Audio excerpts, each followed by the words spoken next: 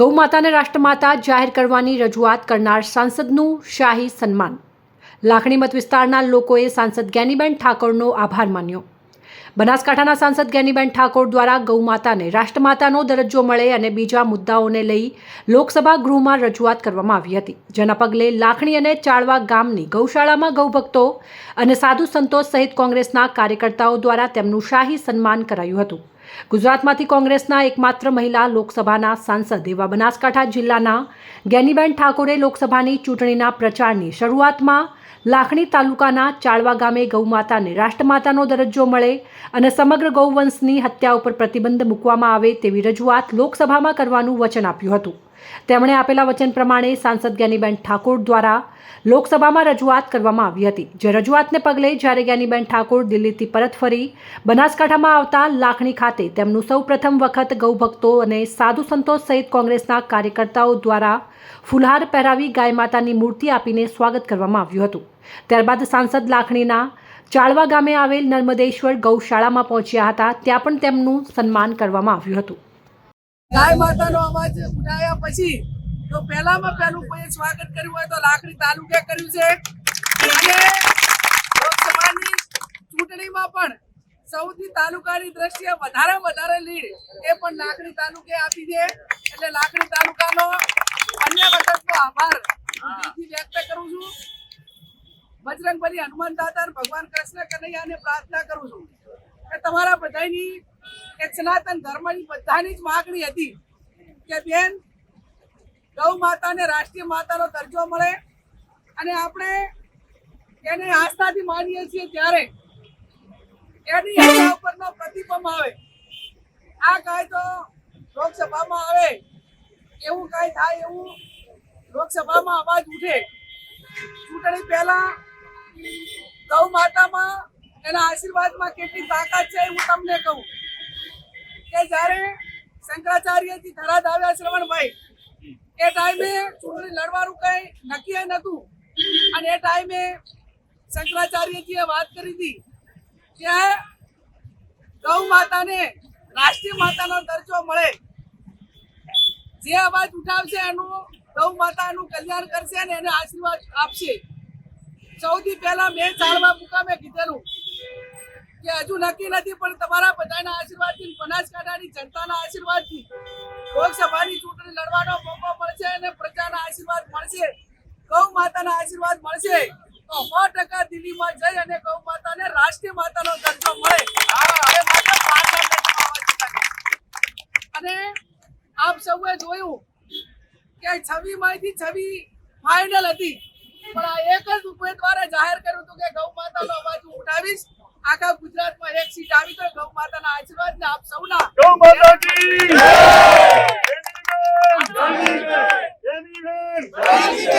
આપ સૌએ ખૂબ મહેનત કરી છે. આપણા શંકરાચાર્ય આશીર્વાદ આપ્યા. એમને તો તાલકટોરા સ્ટેડિયમમાં દીદી બોલાવી શ્રવણભાઈ કિશોરભાઈ એમને આખા ભારતના સાધુ સંતો વચ્ચે બોલવાનો મોકો આપ્યો અને ભવ્ય રીતે સન્માન કર્યું. મારું સન્માન નથી, તમારા બધાનું સન્માન છે અને તમારા બધાનું એક માથું આપણા સૌનું એક આમ ગર્વ સાથેનું ઉંચકીને ચાલો એવું ગૌરવ કે આપણને સૌને મળ્યું છે. ત્યારે ફરી પણ હું આપ સૌને ખાતરી આપું છું કે જ્યાં ન્યાયલક્ષી મુદ્દાઓ હોય એ અવાજ ઉઠાવીશું ને નસીબ કેટલા કે લોકસભામાં ભાગ્યે જ બોલવા મળતું હોય છે. અહીંયા એવું ના હોય કે આપણે માગીએ એટલે બોલવા મળે. આજે આ શ્રાવણ મહિનાના પવિત્ર દિવસોમાં કૌશલ્યદાસ બાપુના સાનિધ્યમાં આપ સૌ મળ્યા છો ત્યારે આપ સૌને શ્રાવણ મહિનાની શુભકામનાઓ પાઠવું. બધા જવાબદાર આગેવાનો બાપુભાઈ, જિલ્લા કોંગ્રેસ સમિતિના પ્રમુખ ભાઈ ભરતસિંહજી, શ્રવણભાઈ, ડીકે સાહેબ, દામરાજી, જયેશભાઈ, ભાઈ શ્રી ગુલાબસિંહભાઈ, જગતાભાઈ, સાગરભાઈ, અલજીભાઈ, નામનું તો બધા એમ લઈ શકું એમ છું.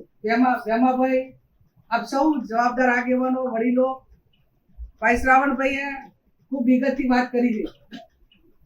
પણ સત્ય જ્યારે આપણે કોઈ પણ પ્રજાનો પ્રતિનિધિ હોય એ પોતાની ઈચ્છા શક્તિ કે દિલથી કોઈના માટે કામ કરે તો એમાં ભગવાન પણ મદદ કરતા હોય છે ને એના આશીર્વાદ મળતા હોય છે. મને જ્યારે શંકરાચાર્ય થરાદ આવ્યા હતા ત્યારે એ ટાઈમે વાત કરી એમણે, અને બચપણથી પણ ગાય પ્રત્યેનો પ્રેમ મારો કાયમી અતૂટ પ્રેમ. હું ધારાસભ્ય હતી એ ટાઈમે પણ મોટા ભાગની વાવ વિધાનસભાની કોઈ પણ ગૌશાળા એવી ના હોય કે એમાં 5 લાખ રૂપિયા આપણે એક ગ્રાન્ટ ના આપી હોય. એટલે એક 2-3 રીતે આપણે એને મદદ કરવાની જરૂર. એક બાજુ જેટલી ગાયો હાચવે છે તો એ ખેડૂતોના ખેતર ભેળાતા માટે. બીજું, માણસ તરીકે આપણે એક નૈતિક ફરજ છે, ધર્મ છે કે આપણે એમને નિભાવણી કરવી પડે. અને નિભાવણી જ્યારે ખેડૂતો કરતા હોય ત્યારે વહીવટી તંત્ર એમાં થોડી મદદ કરે તો એ સંચાલકોને પણ એની મદદ મળતી હોય છે. ત્યારે રાતે 11 વાગે જ્યારે મને ટિકિટ મળી, હું દર્શન અંબાજી કરીને આવી, એ ટાઈમે રાત્રે 11 વાગે મારા ઘરે ગાય આવી. આ સત્ય હકીકત ઘટના આવી અનેક હતા. મને એમ કે મારા સુકન માટે આવે છે બરોબર, પણ એ કઈક માંગવા માટે આવે છે એવું હું અત્યારે હવે માનું એમ. અને જ્યારે ચૂંટણી પ્રચારમાં જે ગામોમાં ગયા, સૌથી પહેલા આગળ આવીને દર્શન કરાવે. એટલે એક આ કુદરતી જ્યારે એક સંકેત હોય, અને મેં પણ જાહેરાત પણ કરી દીધી, કોઈને પૂછ્યા ઘાસ્યા વગર પાર્ટીને કે આગેવાનોને જે નફો થાય કે નુકસાન થાય કે ભાઈ તમારા બધાના આશીર્વાદથી લોકસભામાં આવવાનું થાય તો 4 વાજ મોટી કથા હતી. અને એ ટાઈમે કીધું હતું કે ભાઈ તમારા બધાના આશીર્વાદ મળશે તો સંસદમાં ગૌ માતાને રાષ્ટ્રીય માતાનો દરજ્જો મળે માટે કરીને અવાજ ઉઠાવી અને હું મારો પોતાનો પ્રયત્ન કરીશ. જોગાનું જોગ ને કે પાર્લામેન્ટમાં બોલવું બહુ આપણાને સમય આપવો એક બહુ અઘરો વિષય. આ 5 મિનિટ માટે મારે રાહુલજી તને જવું પડ્યું ને એમને મેં કીધું સાહેબ મારે આ રીતનું છે, આપકો મુझे 5 मिनट बोलने का मौका दीजिए. તો એમને તરત જ બોલાવીને જે લોકસભાના અમારા જે જવાબદારી ઉપર છે ગૌરવ ગોગોઈ એમને કહી દંડકને અને બોલવા માટેનો મોકો આપ્યો. ત્યારે 25 સંસદો ગુજરાતના હતા, બીજા હતા. અરે તૃણમૂલ કોંગ્રેસના સંસદોએ પણ થોડી વાત મૂકી ગાય માટે કરી કે ભાઈ આ માટે કરીને એને સબસિડી કે એને જે મદદ કરવાની થતી હોય કરો. પણ જે ગાયો મેં તો એટલા સુધી 2-3 મુદ્દા મૂક્યા, તમે બધી સાંભળ્યા છે કે ગૌ માતાને રાષ્ટ્રીય માતાનો દરજ્જો આપો. અને અમે તો એમ કહીએ છીએ કે આખા ભારતમાં જેટલા કતલખાના છે એની પાસેથી કોણે ફંડ લીધું છે એ પણ તમે આ ગૃહમાં જાહેર કરો. ગાયોની વાતો જ કરે છે અને એના નામે ફાળો લેવા વાળા કોણ છે? પછી જે પક્ષો હોય, કોંગ્રેસ હોય તો કોંગ્રેસને તમતા એનું નામે જાહેર કરો.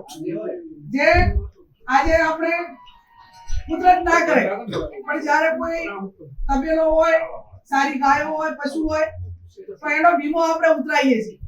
તો એ વીમો ઉતરાવવાના એક એના 18% જીએસટી લાખે 18,000 રૂપિયા તો જીએસટી સરકારને ભરવી પડે.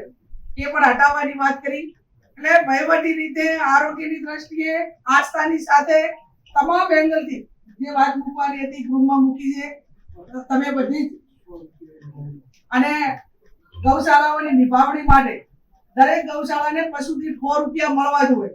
રાજીવ ગાંધીની સરકાર હતી કેન્દ્ર કે બધે ચાલુ કર્યા હતા, નતા કર્યા હતા ને? તો આ કરવો તો થઈ ગઈ. તમે નિભાવણી માટે નથી આપતા, તમે એના ભાવ દૂધના કે એની બનાવટના મળવા જોઈએ નથી આપતા, એને કાયદાનું રક્ષણ નથી આપતા, તો પછી કરવું શું એમ? અને એને હું તો લાકડી વાળી આજે મારું ભવ્ય સન્માન કર્યું એ કીધું તમને બધાને પૂછું કે જ્યારે આપણી આસ્થાની વાત આવે, વાસ્તવિકતાની વાત આવે, ખેડૂત આપ બેઠા એટલે બધા આપણે ખેડૂત છીએ.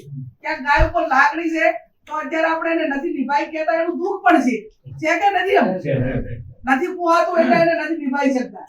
અને એ ધારે તો સરકાર એમાં તમામ પ્રકારમાં મદદ કરી કે છે.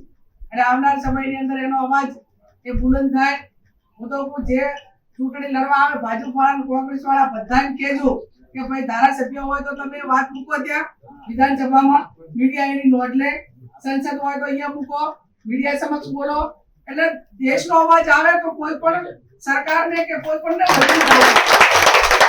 એક અવાજને આખો દેશનો અવાજ, બુલંદ અવાજ થાય એ ખૂબ જરૂરી છે.